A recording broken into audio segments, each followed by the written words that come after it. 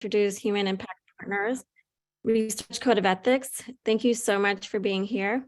I'm going to get us started. We have a full hour ahead of us. My name is Suk. I use she, her pronouns, and I'm on the research team at HIP. If you haven't already, please introduce yourself in the chat with your name, pronouns, affiliation, and where you're joining from. We have closed captioning for this event. You can click on Show Captions on the bottom right side of your Zoom screen to access this feature. Next slide, please.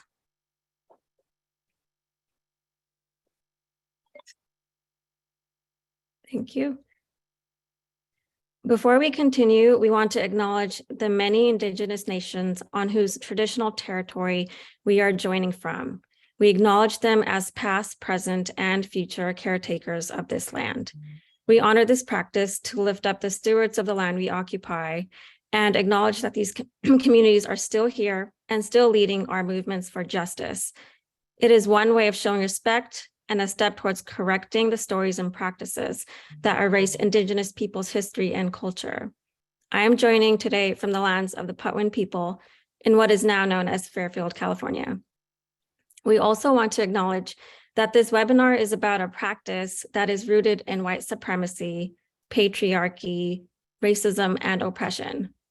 Those conducting research across institutions in private, government, academic, and nonprofit settings across time and history have and continue to inflict harm to communities and perpetuate inequity and injustice in the name of science and discovery, both knowingly and unknowingly. We can only begin to name the beloved communities and we reference them in the opening of the Research Code of Ethics. These include Black, Indigenous, people of color, immigrants, women, elders, children and youth, pregnant people, LGBTQ people, incarcerated people, including during wartime, people with disabilities, people with mental health needs, people who use drugs, sex workers, and those targeted for their faith and religious identities. And of course, those who hold multiple of these identities. Dignity, humility, and humanity should be at the heart of any work that involves learning. We must radically shift the way that we do research. We must radically shift the way that power is distributed throughout the research process, as well as the outcomes that result from the research, so that research activities are done ethically with communities and not on them, and used to build community power, transform systems and policies, and shape a world where everyone belongs and is thriving. We acknowledge that our audience consists of a range of experiences, with people here who have led community-engaged research for decades and have informed the field, as well as new folks. We hope that this resource and this information is helpful for all levels of learning and informs a conversation and action about research practice across settings. Next slide, please. So in the next 50 minutes, we're going to introduce Human Impact Partners, the ways that we do research, the Code of Ethics, which includes 7 principles that we'll go through, and we'll have a 30-minute Q&A session with community organizers with whom we've done research with. You are welcome to drop any questions in the chat, and someone from our team will follow up as soon as we can, if not later. Next slide. So I'd like to introduce everyone who is on the webinar today. So myself, Alana, and Christine were on the research team at HIP, and we're very grateful for Tomás and Nate to be our guest speakers. And also want to shout out a handful of people who are providing behind the scenes support. So thank you all for that. Next slide. Thank you. So Human Impact Partners is a national nonprofit public health organization that was founded in 2006 and initially established the field of health impact assessments to center equity in decision-making. Our mission is to transform the field of public health to center equity and build collective power with social justice movements. Our strategies include capacity building, policy-driven research, advocacy, and organizing. And some of the issue areas that we work on include economic security, housing justice, climate justice, criminal legal system reform, and immigration system reform. Next slide. Our research strategy is both policy-driven and community-centered. We collaborate with community power-building organizations to develop evidence-based tools and resources to support their campaigns for social justice. And we mobilize public health to support those campaigns using organizing, advocacy, and communications tactics. Next slide. So as we enter into new relationships with community organizers, we as researchers are asked questions like, how will you do the research? How do you engage with communities? What role will we play? What happens to the data? And what happens when the research is over? So these experiences and the experiences of our community partners prompted us to develop our research code of ethics. And the way that we developed this is by first connecting with partners that we had worked with in the past, and we asked them what would they like to see in such a document. We also reviewed IRB protocols and consent forms and the evaluation literature on community engaged research practices, including CBPR or community-based participatory research. We also asked HIP staff and board for feedback. Next slide. Excuse me. So the vision of this resource is to introduce our partners to our values as researchers, to organize their concerns about the research, and to hold ourselves accountable to conducting ethical, responsible, and engaged research. In the next section, Alana will go through each of the principles. And before we make that transition, we want to leave you with this quote about the purpose of research. And this quote comes from Ruha Benjamin. We should ask ourselves whether research is serving as a stall tactic, so we never collectively act on what we already know when it comes to engendering health and well-being. I refer to this as the deification of injustice. So now I'll pass it over to Alana to go through the principles for us. Thanks, Suk. Next slide, please. Hi, everyone. My name is Alana Moldavan. My pronouns are she, her, and I'm a researcher at HIP. So like Suk said, I'm going to go through each of the 7 principles in our research code of ethics. This will be a little bit of me talking, and then we'll have Q&A with our community partners who are here at the end. So our first principle is that research should be done collaboratively and in close communication with partners. We recognize our positionality as external researchers, often with different intersecting identities and experiences than our research participants. Our philosophy is that directly impacted communities are experts in their own lived experience, and they are the people who best know the solutions to issues affecting their families and communities. And so for that reason, we partner and collaborate with grassroots organizing groups who are in deep relationship with communities impacted by racism and systemic injustice. Our partners are committed to community power building and policy and systems change, and they hold deep, deep, deep wisdom and expertise that we really aim to center in our partnership. We also recognize that many communities have been excluded from decision-making processes on the issues that impact their lives, so we aim to center and uplift these communities in our research process. So in practice, what this looks like is that every single one of our research steps, from formation to dissemination and beyond, are guided by our partners who are working closely with the communities most impacted by whatever it is that we're researching. We do research with, not on, and not for our partners. We have regularly scheduled check-ins to build a relationship, learn about their vision and expertise, discuss our direction, make decisions, seek feedback, and more. Next slide, please. Our second principle is that research should interrogate unjust systems, be beneficial to communities, and support our partners' advocacy work to change policy and improve living conditions.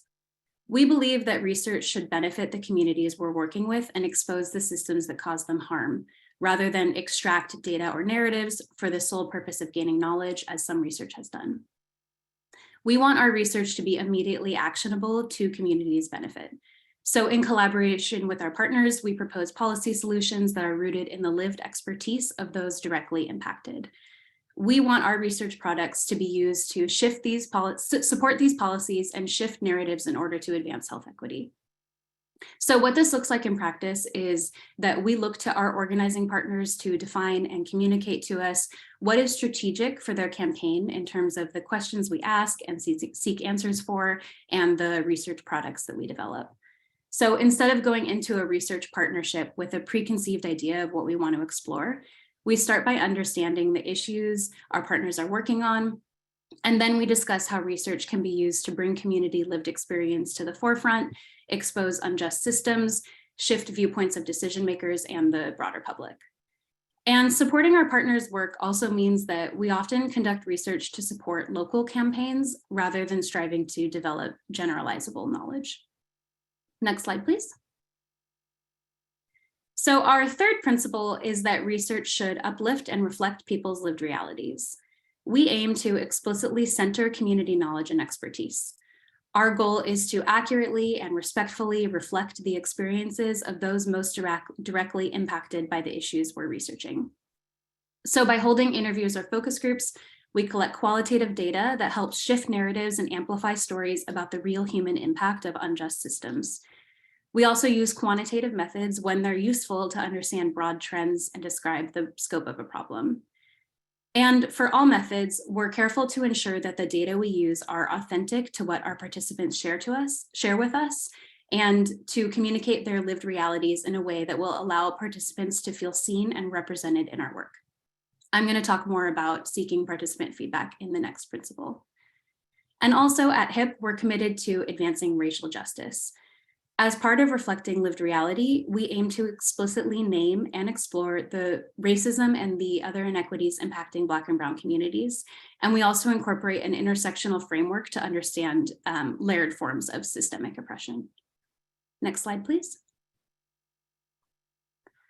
Our fourth principle is that research should respect participants and their stories, and participants should have authority to determine how their experiences are included. We believe that respectful and compassionate research is a process, not just a product.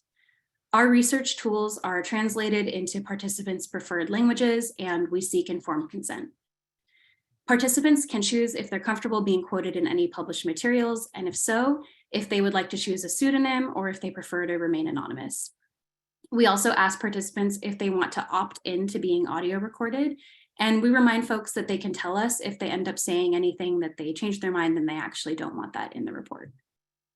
We also recognize that in many cases, our lived experience is different than that of our participants, so we give participants authority as to how they will show up in the work. We strive to share drafts with our participants to seek their feedback, input, and approval of quotes or summaries that have to do with them. Our organizing partners also provide feedback on research material and written summaries to ensure that community members are respected and represented fairly. Our partners have equal access and ownership of all research data. Next slide, please. Our fifth principle is that research should offer acknowledgement and compensation to community partners and research participants for their time and contributions. We understand that the time and energy they put into the work is not free, and that sharing stories and experiences is labor. We thank research participants in the acknowledgements of our published reports, and we make sure that the report is also accessible for our participants. That means translating it into participants' preferred languages, and we also discuss with our partners the best way to reach participants, whether that be sharing a printed version of the report or a PDF, or maybe doing a presentation. We also ensure that interview and focus group participants are compensated with gift cards. We discuss gift card values with our partners to find something that is respectful of time, but does not exert undue influence on participants to be a part of the research. We also seek input from the community as to what type of gift card is most useful for them. So in the past, for example, these gift cards have been maybe between $50 to $75 and have been for a local grocery store. And we also develop a subgrant to compensate our community organizing partners for their time and effort. Community partners also make the final decision as to how they will be acknowledged in our publications in terms of authorship and branding. Next slide, please. So our sixth principle is that research should give participants the option to end participation at any time and for any reason. Ensuring that research participants feel comfortable is a priority. Any research involving humans requires consent, and our work is no exception. So before doing any research activities, we walk through an informed consent document that describes the purpose, the process, the risks and benefits, and participants' rights. And we create space for participants to ask questions or express concerns about research, all of course in the participants' preferred language. We also ask our community partners to review all research materials before recruiting any participants. We recognize that our organizing partners hold prior relationships with participants, so staff from our partner orgs may also sit in on interviews or focus groups, or may actually facilitate the data collection themselves.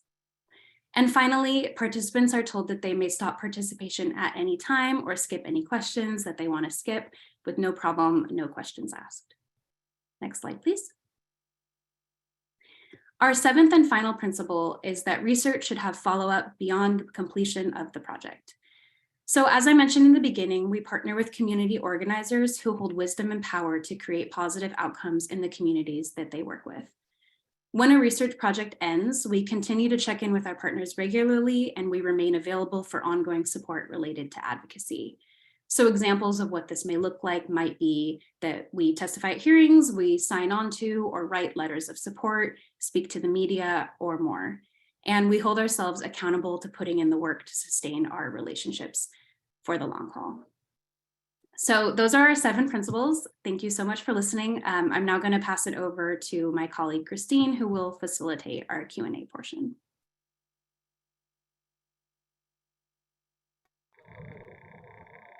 Thanks, Alana. And thank you all for being here. We have a little more than half an hour now for conversation with 2 of our community partners who we've done research projects with. We really wanted today to center our partners' experiences with research. So we're hoping that this conversation and the questions that we're asking will be largely directed towards them. We'll get the ball rolling with some questions that we have for Nate and Tomás, and also some of the questions that y'all put in your registration. Thank you for all of those great questions.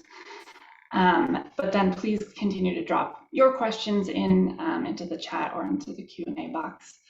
We'll try our best to answer what we can today, and if we're not able to get to your question today, our plan is to send out a document following the webinar with a Q&A. So let me start by introducing our 2 partners who are here today. The first is Tomás Rivera, who is the Executive Director of Chainbreaker Collective and has been with the organization since it was founded in 2004. Chainbreaker is a membership-led economic and environmental justice organization with over 700 dues-paying members in Santa Fe, New Mexico, the bulk of whom are residents of neighborhoods experiencing disinvestment and vulnerable to gentrification and eviction. Chainbreaker organizes frontline community members directly impacted by housing, transit, and civil rights issues to make Santa Fe a more equitable city. And then our second community partner who is here is Nate Tan, who is a co-director of the Asian Prisoner Support Committee. Nate has been involved with APSC since 2014, first as a volunteer with Roots, then a core member, and now a co-director.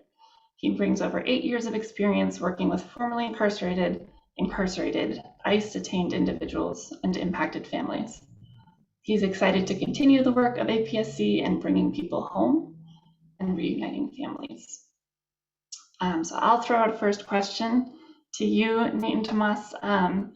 You can answer in whatever order you prefer. And please, folks, keep dropping your questions into the chat. So first question is just a big question. Can you share about your experience working with HIP on our research partnerships? And a lot of folks are curious about the applications of our research. So how have you used the research in your campaigns?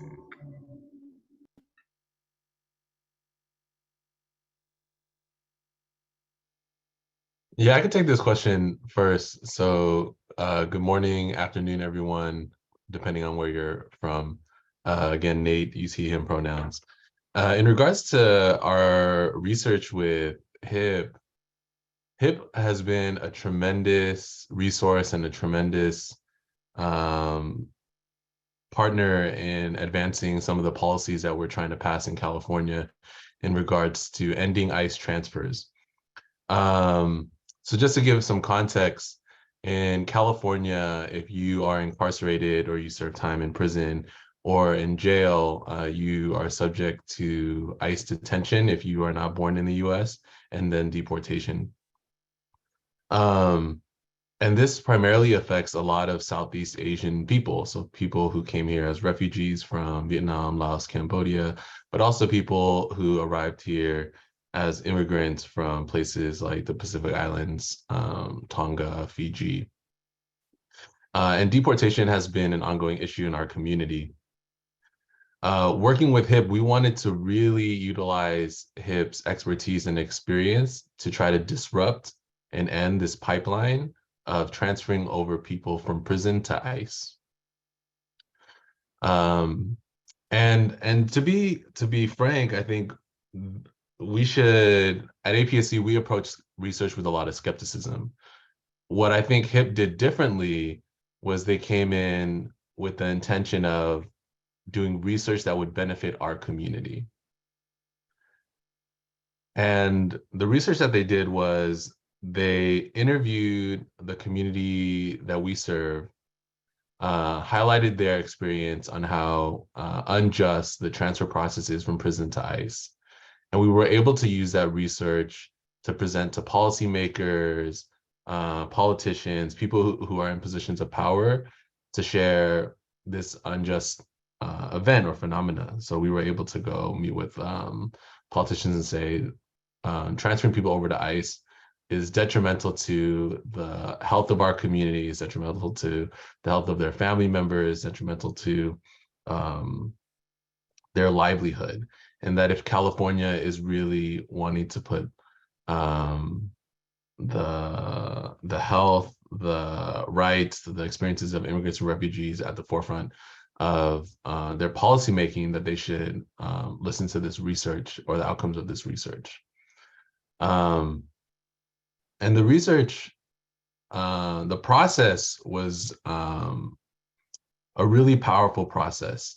I think from interviewing to post-research follow-up to the drafting of the final product, we felt included, well, APSC, I felt included as part of the process. And I know our community members have shared that if their experiences can make a positive change, that they'll be happy to do it. And I think for them to see themselves reflected in research that brings about change at the policy level has really empowered our community to want to participate in other research opportunities. So I think what really stood out to me was when HIP was doing research, or HIP was doing the interviews with our constituents, with the people that we serve, and they were sharing their experiences. And I think there was something to the effect after the interview where someone said, I didn't think that my experience could bring about change.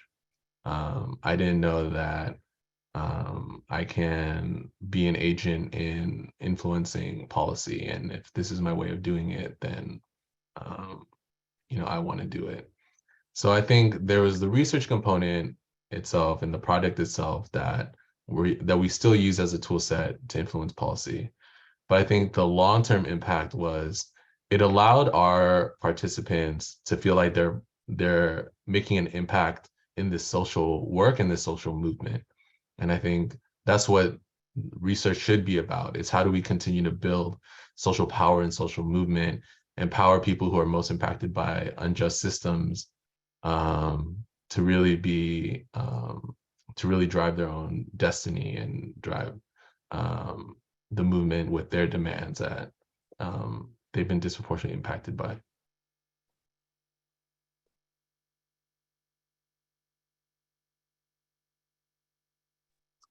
Cool. Thanks, Nate. You want me to jump in there? Yeah, so as mentioned before, my name is Tomás Rivera. I'm with Chainbreaker Collective, which is a membership-led economic environmental justice organization based in Santa Fe, New Mexico. We have over 700 dues-paying members, and largely what we organize around is anti-displacement work here in Santa Fe. And we started working with HIP. They're a local organization called Health Equity Partnership in Santa Fe that introduced us to HIP. And we were also skeptical of doing work, this kind of work, research data driven work, because our community members had a really negative experience with it. As you mentioned earlier in the Code of Ethics, people were the subject of research. It was very extractive. It was very, no matter what people would mention, hey, this is what we need, this is our experience, and it would be not responded to, or the opposite would happen. People felt like they were ticking a box, they were being used, or that they were being gaslit, that their experiences were suddenly invalidated after they shared them. So it took a lot of trust building, I think, and really following a lot of these codes of ethics in practice even before they were written here. And this work has gone back for Chainbreaker several years now.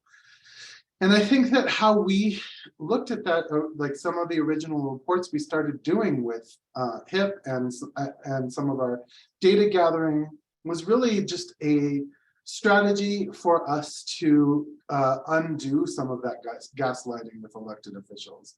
When we have a room full of dozens of people talking about their experiences around displacement, around segregation in our cities, about all of those issues that are really core to some development that's happening in Santa Fe, we often would get dismissed. They would look at me and say, oh, no one here to support this, even though it was standing room only in city council. Suddenly, when we had these reports where we could show these maps, where we could say, look at this table, what we're talking about is actually worse than our lived experience in many cases. The numbers don't, they painted a picture in a way that was able to circumvent the barriers that a lot of elected officials, policymakers, folks on the other side looked at and said, well, we can't argue with that. The only argument that they could say when they saw that data was, we think that that's okay and we want to do it anyway. And that really gave us an edge in terms of our community organizing and our power building. And so I think that through various different reports and data gathering sort of campaigns over the years, we have used them to supplement our organizing work as a way to not really, it's not for us, at least in our base, necessarily a communication tool, an education tool for our members, because we live that experience. We know what it feels like on the ground. It's really about amplifying that voice and doing everything we can to make sure that we can defend ourselves against their attacks, their gaslighting, their undoing of our stories out there. And so this format has really been helpful, and the approach that HIP has done in these code of ethics is really trailblazing. I think it really is counter to the experiences that we've had before about being researched subjects. And so, we're really happy to see this leadership coming from HIP in this way, and that the field moves in this direction, because it's really an important piece of the puzzle for building power and doing community change. That's all I'll say for now. I know there's more questions. Thank you, Nate and Tomas. It's always heartening to hear what your experience is like working with HIP, and also that the folks that we spoke with as a part of the project felt like their experiences were centered and uplifted in a respectful way. So thanks for sharing that. One question we've gotten a lot of from folks in registration is about forming that relationship with community partners. And so the question for you is, what do you want to see researchers do to involve community partners, build relationships with community partners, and sort of go through the whole process of research together?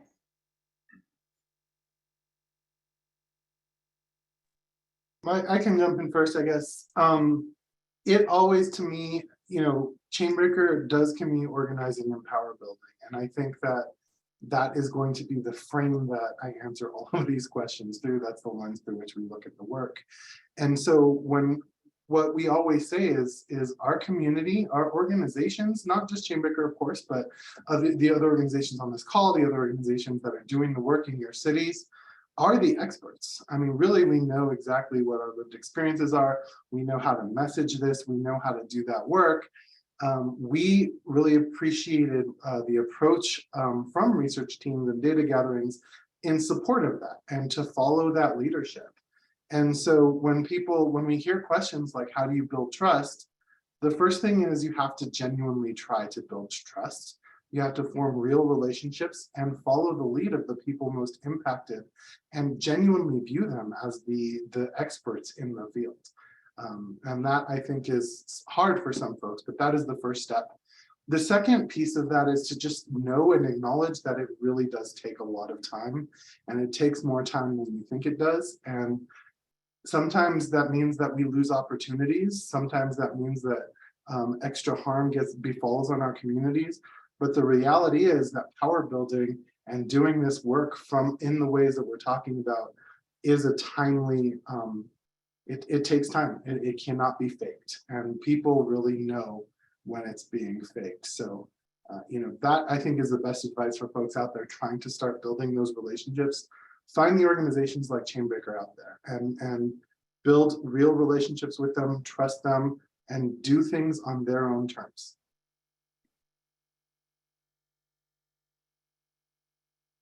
I agree with everything Tomás says. No, I'll add to it too. We work with incarcerated, formerly incarcerated, ICE detained, and deported individuals here at Asian Prisoner Support Committee. We work with people who've been researched over and over and over again without much to show for it in their experiences. And I think there's building trust with communities that you want to do research in or do research with. But I think the other component for us here at APSC is, are you going to contribute to their freedom? Right? Are you going to contribute to their freedom? Are you going to contribute to their movement? Are you going to contribute to a collective struggle to see the end of mass incarceration, ICE detention, or human suffering? So I think there's building relationships piece and genuine relationships, right? Don't build relationships just to do research, right? You're building relationships, you're investing in relationships because you believe in the long run that these relationships will bring about a collective freedom. And there's a commitment to each other, a commitment to the work, a commitment that research has to have for the greater good, right? In HIP's research with us, there was this component, there was this level of skepticism I had at the beginning. I'm like, you're going to do this research with us. What is it going to yield? Are people going to be more free? Can this lead to more freedom, right? And I think what persuaded me to participate or have the organization participate in this research was, they said, yes, we're committed to building these relationships. We're committed to influencing this policy. And ultimately, we're committed to these people who have gone through countless years of suffering and inhumane treatment. And I think that was enough for me to really build trust and introduce HIP to the people that we work with. Because as someone who serves a really vulnerable, exploited community, I think we have to really be wary of people who don't have the best intentions, because sometimes research doesn't have the best intentions, or research might have good intentions and even worse, have a horrible impact, right? Because having good intentions is not enough. Right? That was really great, Nate. And I'm sorry, I want to just tack on to that, which I think answers some of the other questions that I'm seeing floating around as well. That is absolutely right. It's not just research for research's sake for us. And I know that groups like Chainbreaker and the Asian Prison Support Committee are doing real work on the ground, and not just the experts, but also know what the path towards bettering the community are. And so trusting in that and knowing that research is not neutral. Data is not in any way, shape, or form neutral.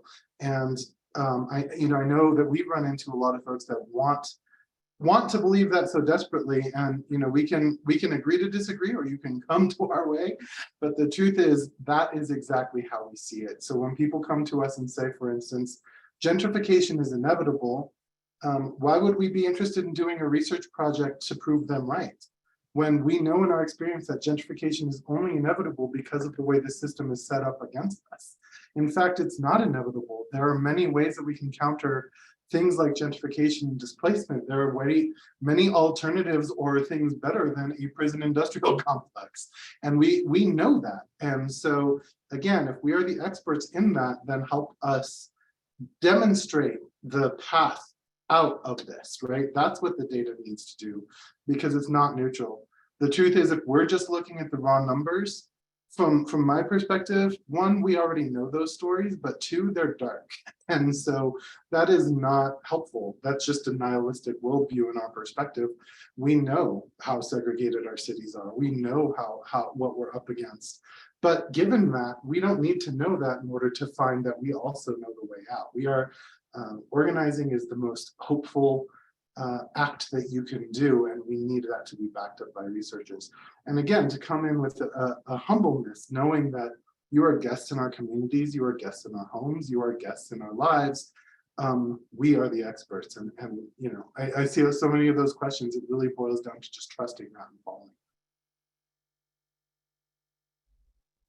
Yeah, thank you both again. I think there are a lot of little nuggets of wisdom in there that I hope folks who are researchers on the call can take away, including that none of these things are inevitable, right? They're a policy choice and we can organize against them. One question came in.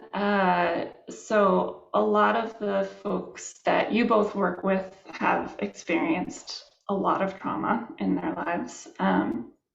And that's been part of our research story as well, but curious about your thoughts about what trauma-informed or healing-centered research could or should look like, maybe did look like in your process of doing this with us, or you most hope it would look like.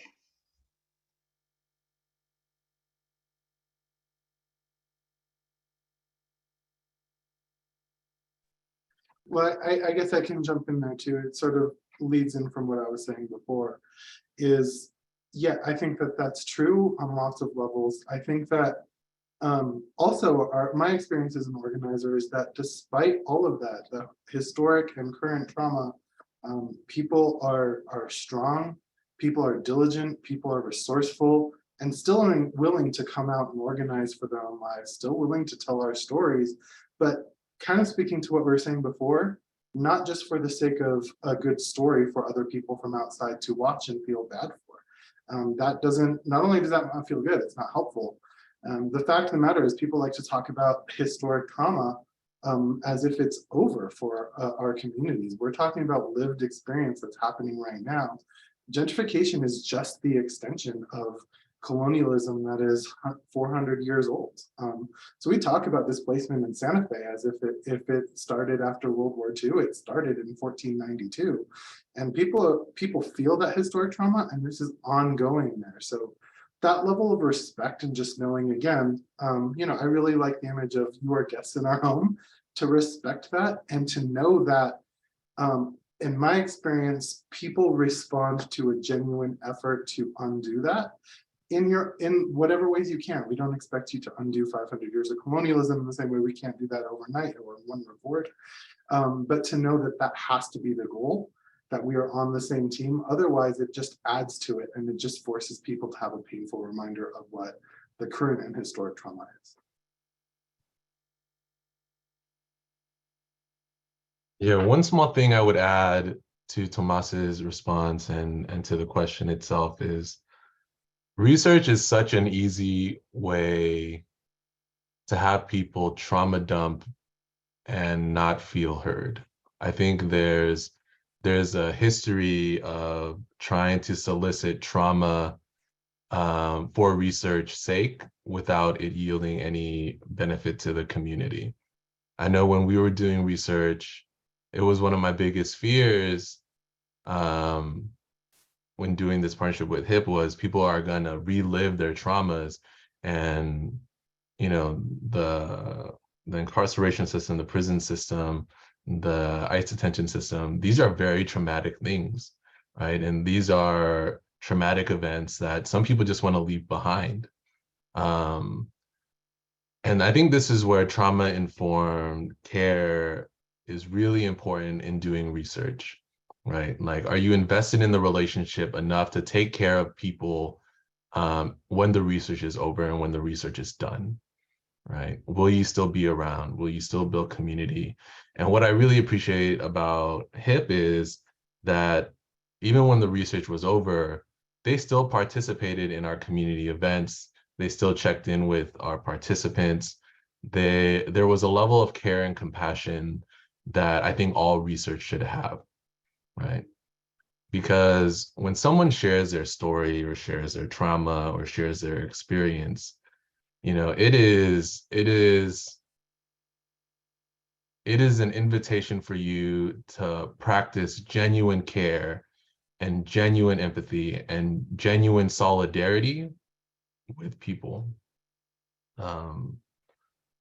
And I remember when we were doing the research, I mean, there were countless times where I felt like, wow, you know, it's not my call, but maybe this research should stop because people were really emotional or people, and HIP was okay to say like, oh, do you want to stop here? Is this a good place to pause?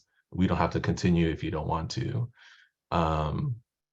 But I think that practice is really important, right? Especially coming from a community that has been heavily researched without yielding much results.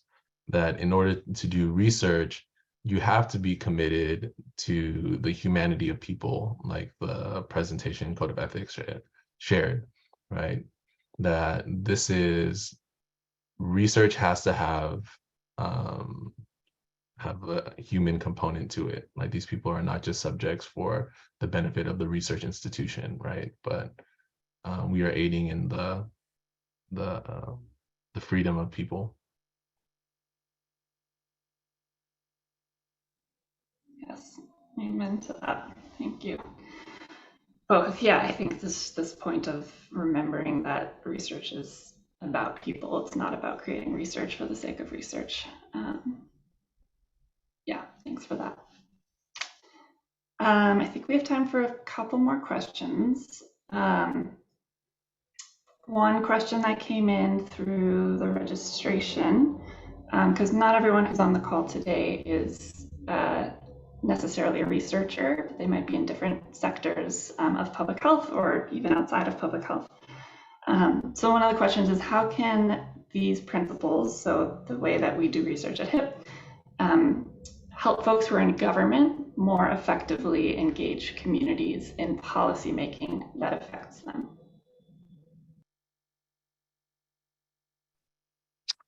Yeah, I can jump in again.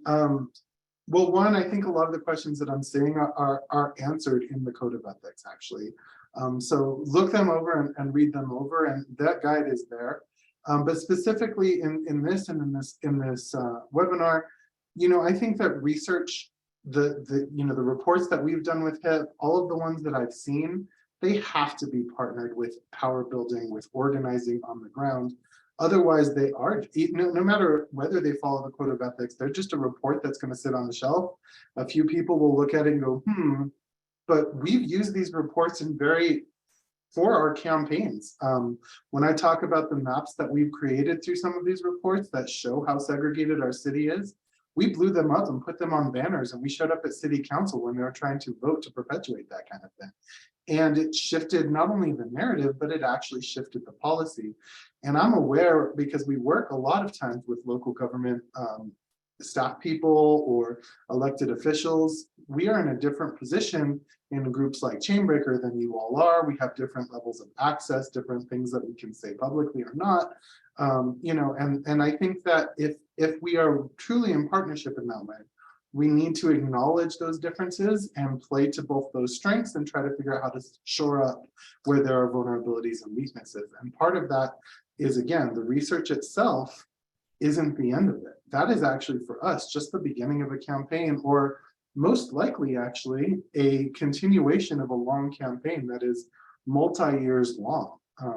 You know, when we first met HIP and started doing our first research projects with HIP, and gosh, it had to be 10 years ago, perhaps 7 years ago, something like that. We were knee deep and already in campaigns, and that first report supported that. Many years later, through the pandemic, I think 4 research projects later and reports, all of them are still working towards that with the ultimate goal of building power. And we've seen it shift, again, not only narrative out there, but staff people's ability to speak in these ways, to justify that work, and elected officials' ability to move policy in ways that is supportive of the community. But they have to go hand in hand. So that partnership doesn't end when the report is published. It needs to go multi-years down the road, forever, until we're all free. I'm unsure if I'm going to answer this question directly or if I will indirectly answer this question, but this is my attempt. Government officials and research institutions are violent institutions, but they respect each other.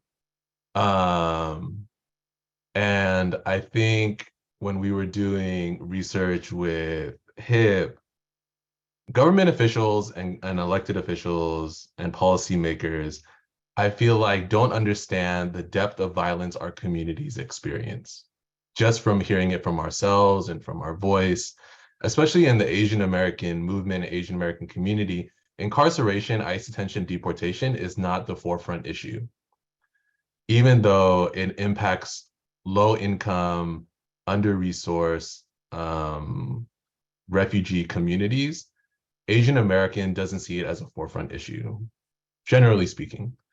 So bringing it up to government officials, like this is an issue that Asian American people are facing, is not believable coming from us as much as it is backed by research institutions. So when violent institutions like government or research institutions, well, let me back up. Research institutions and government officials have an obligation to undo unjust systems.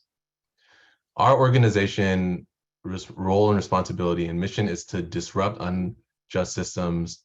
And if we can get more allies and get more people and get more influence and justify why we need certain resources or certain outcomes or demand more freedom, if you're partnering up with us, you need to be a disruptor to these violent systems and violent institutions.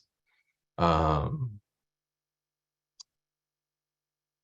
don't know if that answers the question, but in another tangential short story, the research that HIP produced, I couldn't be more happy with the outcome because we've used it to lobby elected officials.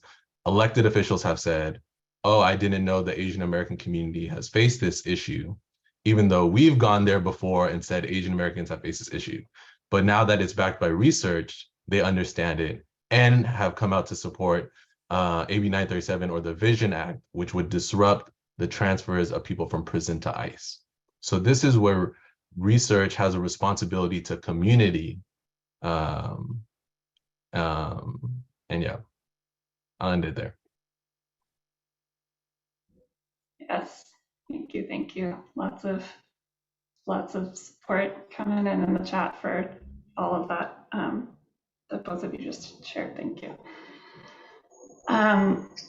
We are coming near the end of time, so I want to throw one question out there. I know, Tomás, you mentioned touching on this maybe a little bit, and then leave it to you both if you have any last words to share.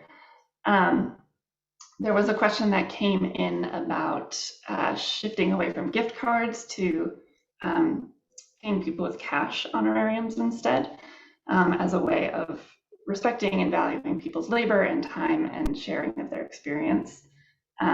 So Tomás, I don't know if you wanted to share anything about that, or Nate, if you want to share anything about sort of the like logistical aspect of how we did that part. Sure. Yeah, I mean, I think that I appreciate a growth of folks starting to value people's time and recognize it as labor and sharing their stories, and I think that that's important.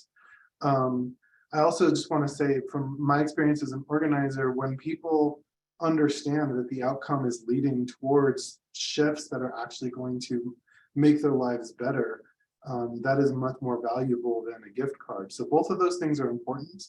And I would just want to mention that I think my experience is that people look at those things as nice efforts and an indicator that there's a level of respect there.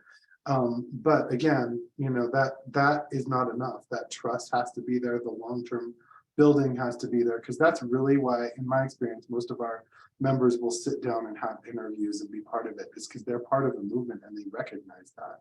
And they're not, you know, just there for a gift card. But again, that's, you know, that's an important thing. In terms of the actual mechanism, direct cash is always the best thing to do. I mean, it is any barrier that we put in front of people to spend their money is, one, in some ways a little bit paternalistic, right?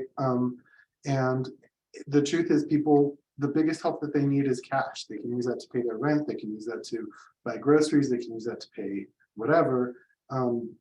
And so that's not always necessarily possible, because we do live in a world where there's systems in place that disallow that from happening. But you know, when we did a report with about the eviction crisis here in Santa Fe, one of the recommendations was direct cash assistance for eviction protection. And we're talking on, of course, different levels out there, helping people pay their rent. But it was amazing how obvious it was that just direct cash assistance was the biggest help that we can get through there. So, you know, to whatever extent that is possible, we encourage that. And just want to kind of loop in from before, and just, I loved everything you said, Nate, is this is still part of it, is we can't just, you know, we can't just recognize people's labor with money. Once again, we have to just realize that these are people's lives that we're talking about. One of our organizers often tells a story about an experience that they had with something like this, where someone said there was a number missing, just off a little bit, and someone said, that's a rounding error, it's just a decimal point, and responded by saying that decimal point is a person. And so in that context, it really takes out the sense of, like, you know, the gift card question is important, but at the end of the day, that person is sitting there sharing their story because they want to make their life better. And that has to be the biggest focus, in my opinion.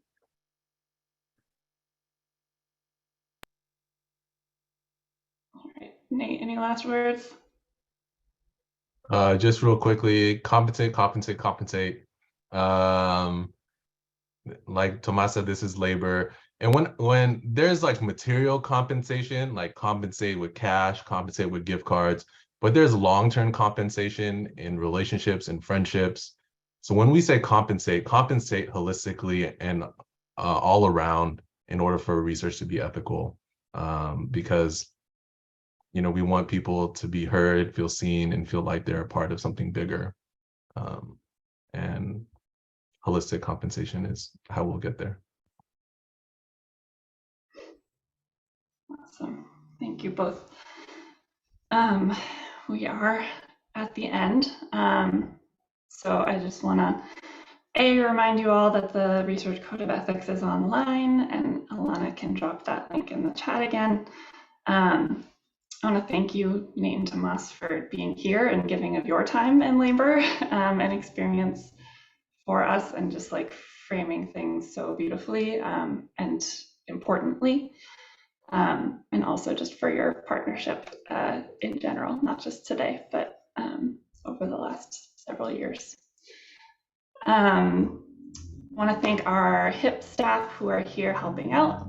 So Sari, Clara, Renee, Mariana, Sophie, thanks for being here to help out with us. Thank you to the HIP staff and HIP board who all read the Code of Ethics along with some of our community partners.